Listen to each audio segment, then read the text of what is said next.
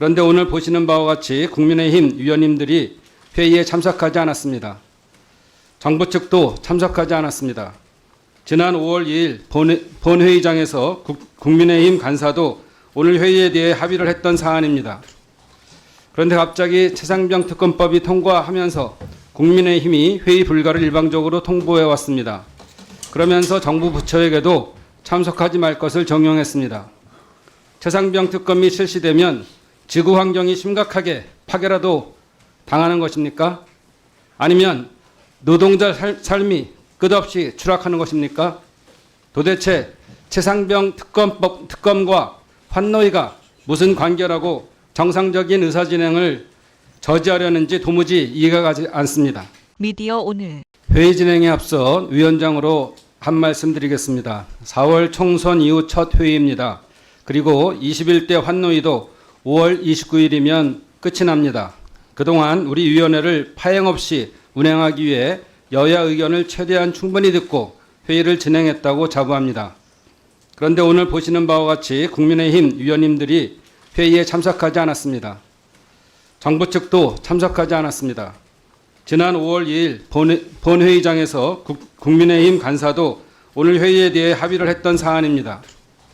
그런데 갑자기 최상병 특검법이 통과하면서 국민의힘이 회의 불가를 일방적으로 통보해 왔습니다. 그러면서 정부 부처에게도 참석하지 말 것을 정용했습니다. 최상병 특검이 실시되면 지구 환경이 심각하게 파괴라도 당하는 것입니까? 아니면 노동자 삶이 끝없이 추락하는 것입니까?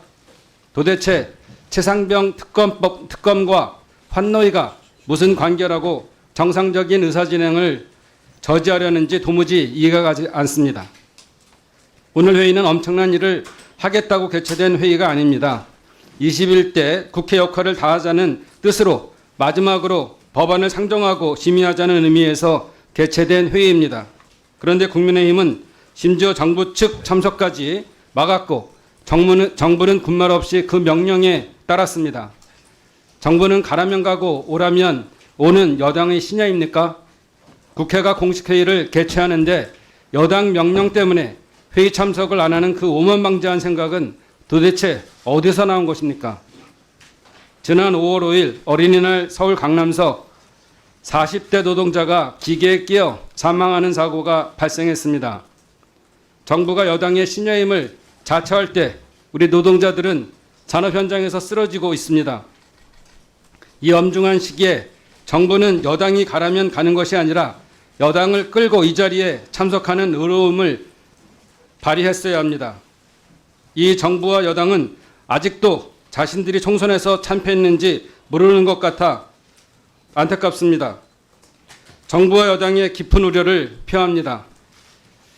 오늘 이 사태와 관계에서는 정부와 여당의 심심한 사고를 요청하며 제 발언을 마무리하겠습니다. 그러면 오늘 회의 진행 순서에 대해 간략히 말씀드리겠습니다. 오늘 회의는 먼저 2023년도 국정감사 결과 보고서를 채택한 다음 우리 위원회에 회부된 법률안을 상정하여 이에 대한 제안 설명과 검토 보고서를 듣고 소위에 회부한 후 법률안에 대한 대체 토론을 실시하는 순서로 진행하겠습니다. 오늘은 의결사항이 있으므로 위원님들께서는 의결할 시점에는 가급적 이석을 자제하고 자리를 지켜주시기 바랍니다.